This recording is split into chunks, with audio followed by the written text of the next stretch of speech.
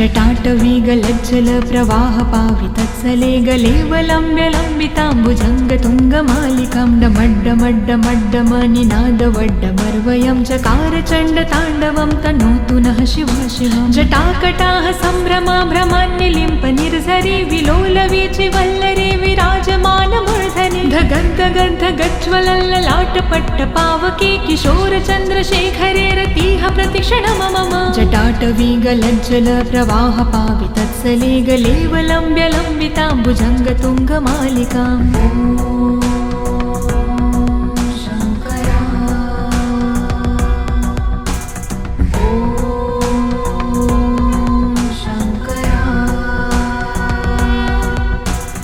धराधरेन्द्रनन्दिनी विलासबन्धुबन्धुरसुराद्रिगन्धसन्तति प्रमोदमान मानसे कृपाकटाक्षधारिणी निरुद्ध दुर्धरापदे कवचदिगम्बरे मनो विनोदमेतु वस्तुनि जटाभुजङ्गपिङ्गल स्फुरत्फणामणि प्रभा कदम्ब कुङ्कुमद्रवा प्रलिप्तदिग्वधूमुखे मदान्धसिन्धुरस्फुरत्वगुत्तरीय मेदुरे मनो विनोदधुत्तं बिभर्तु भूतभर्तरे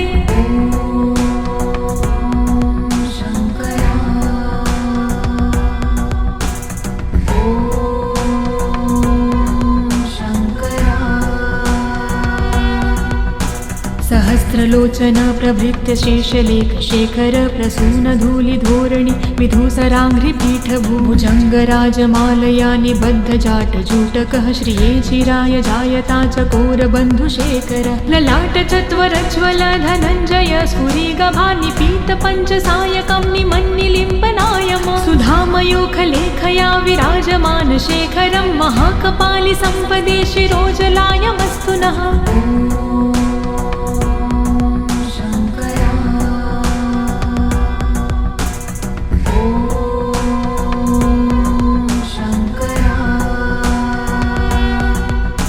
कराल भाल पट्टिकाध गद्द गद्द गज्वल धनञ्जयाधरीकृत प्रचण्ड पञ्चसायके धराधरेन्द्र नन्दिनी कुचाग्रचित पत्रक प्रकल्पनैक शिल्पिनी त्रिलोचने मते मम नवीन मेघमण्डली निरुध दुर्धर स्फुरत् कहोनिशीथिनी तमः प्रबन्ध बन्धुकन्धरः निलम्पि निर्झरीधरस्तनोतु कृत्ति सिन्धुरः कलानिधान बन्धुरः श्रियं जगन्धधुरन्धरः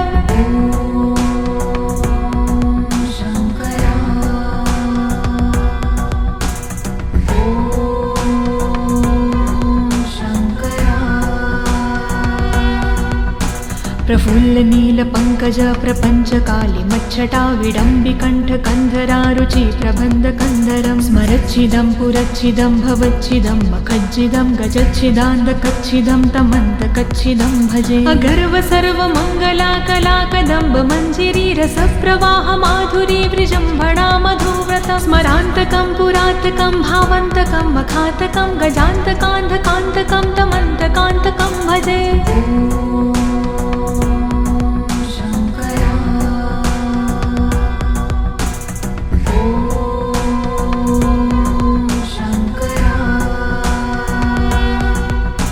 जयद्वद ब्रवीभ्रम भ्रमद्द जङ्गमस्फुर धगद्धगद्विनिर्गमत्कराल बालहव्यव धिमिद्धिमिद्धिमिन्मृदङ्गतुङ्गमङ्गलं ध्वनिक्रम प्रवर्तित प्रचण्ड ताण्डव शिव दृशद्विचित्रतल्पयोर्भुजङ्गमौक्तिकं स्रजो गरिष्ठरत्नलोष्टयो सह द्विपक्षपक्षयो त्रिणारविन्द चक्षुषो प्रजामहिन् महेन्द्रयो समं प्रवर्तयन्मनः कदा सदा शिवं भजे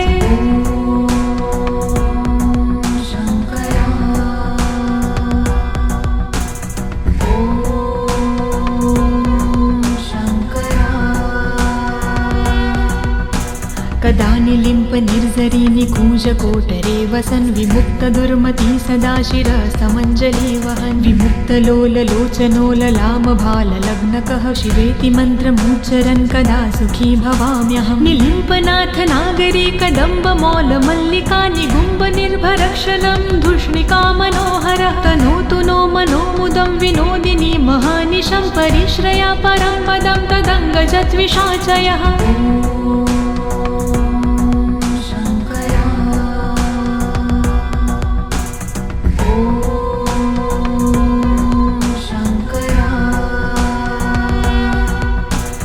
प्रचण्डवाडवानल प्रभाशुभ प्रचारिणी महाष्टिसिद्धकामिनी जनावहूतजल्पना विमुक्तवामलोचनो विवाहकालिकध्वनि शिवेति मन्त्रभूषगो जगज्जयाय जायता इमं हि नित्यमेव मुक्तमुत्तमोत्तं स्तवं पठन् स्मरन् ब्रुवन्नरो विशुद्धमेति सन्ततं हरे गुरो सुभक्तिमाशु याति नायशागति विमोहनं हि देहनातु शङ्करस्य चिन्तनम्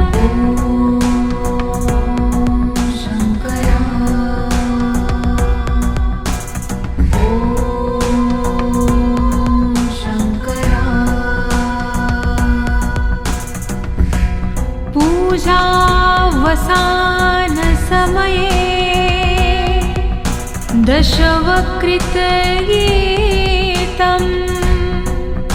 यः शम्भो पूजन्मिदं पठति प्रदोषे तस्य स्थिरा रथगजेन्द्र तुरंगयुक्ता लक्ष्मी सदैव सुमुखी प्रददाति शम्भुः इति शिवताण्डवस्तोत्रं सम्पूर्णम्।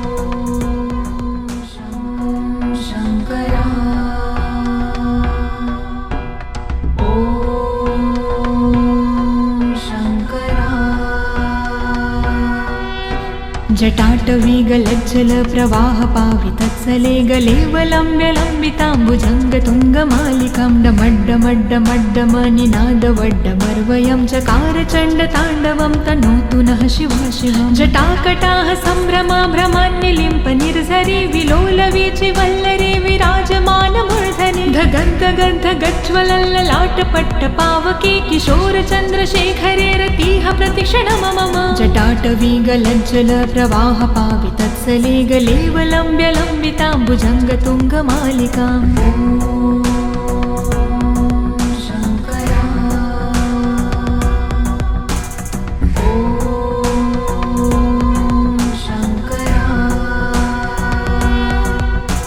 धराधरेन्द्रनन्दिनी विलासबन्धुबन्धुरसुराद्रिगन्धसन्तति प्रमोदमानमानसे कृपाकटाक्षधारिणी निरुद्धदुर्धरापदि कवच दिगम्बरे मनो विनोदमेतु वस्तुनि जटाभुजङ्गपिङ्गलस्फुरत्फणामणि प्रभा कदम्बकुङ्कुमाद्रवा प्रलिप्तदिग्वधूमुखे मदान्धसिन्धुरस्फुरत्वगुत्तरीय मेदुरे मनो विनोदधुत्तं बिभर्तु भूतभर्तरे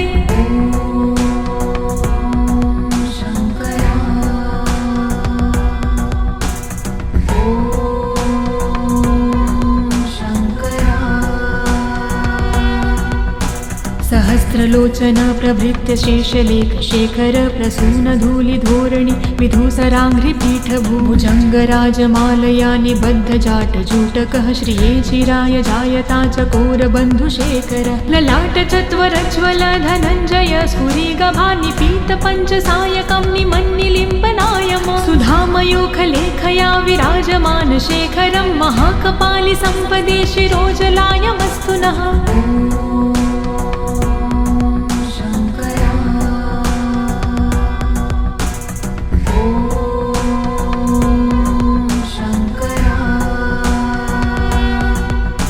करालभालपट्टिकाधगद्धगद्धगज्वल धनञ्जयाधरीकृत प्रचण्ड पञ्चसायके धराधरेन्द्रनन्दिनी कुचाग्रचीतपत्रक प्रकल्पनैकशिल्पिनी त्रिलोचने मते मम नवीनमेघमण्डली निरुद्धदुर्धरस्फुरत् कहोनिशीथिनी तमः प्रबन्धबन्धुकन्धरः निलम्पि निर्झरीधरस्तनोतु कृत्तिसिन्धुरः कलानिधानबन्धुरः श्रियं जगन्धधुरन्धरः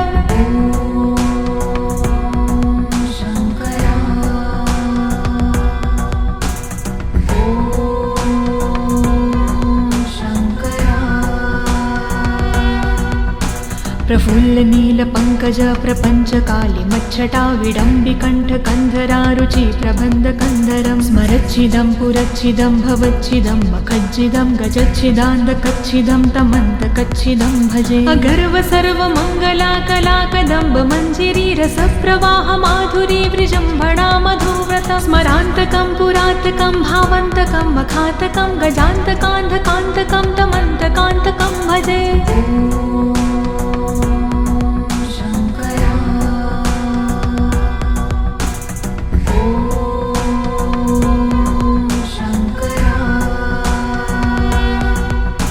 जयद्वद ब्रवीभ्रम भ्रमद्दजङ्गमस्फुरधगन्धगद्विनिर्गमत्करालबालहव्यव धिमिद्धिमिद्धिमिद्धिमिन्मृदङ्गतुङ्गमङ्गलं ध्वनिक्रम प्रवर्तित प्रचण्डताण्डव शिव दृशद्विचित्रतल्पयोर्भुजङ्गमौक्तिकं स्रजो गरिष्ठरत्नलोष्टयो सह द्विपक्षपक्षयो त्रिणारविन्दचक्षुषो प्रजामहिन्महेन्द्रयो समं प्रवर्तयन्मनः कदा सदा शिवं भजे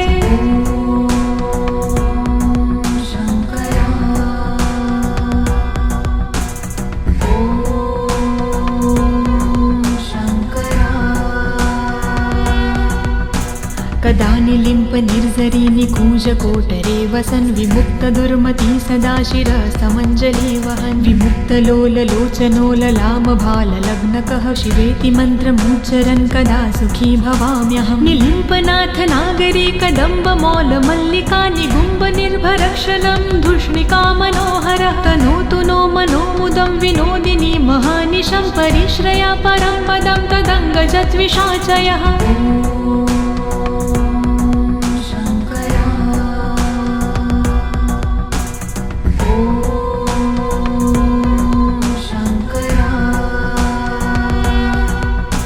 प्रचण्डवाडवानल प्रभाशुभ प्रचारिणी महाष्टिसिद्धकामिनी जनावहूतजल्पना विमुक्तवामलोचनो विवाहकालिकध्वनि शिवेति मन्त्रभूषगो जगज्जयाय जायता इमं हि नित्यमेव मुक्तमुक्तमोतं स्तवं पठन् स्मरन् ब्रुवन्नरो विशुद्धमेति सन्ततं हरे गुरो सुभक्तिमाशु याति नायशागति विमोहनं हि देहनातु शङ्करस्य चिन्तनम्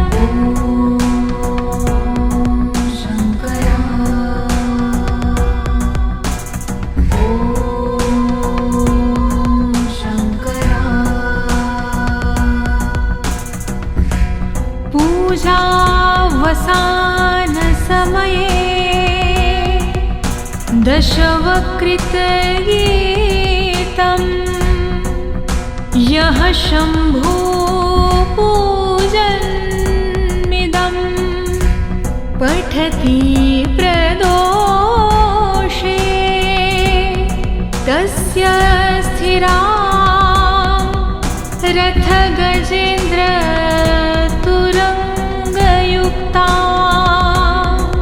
लक्ष्मी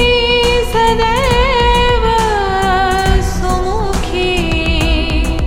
प्रददाति शम्भुः इति शिवताण्डवस्तोत्रम्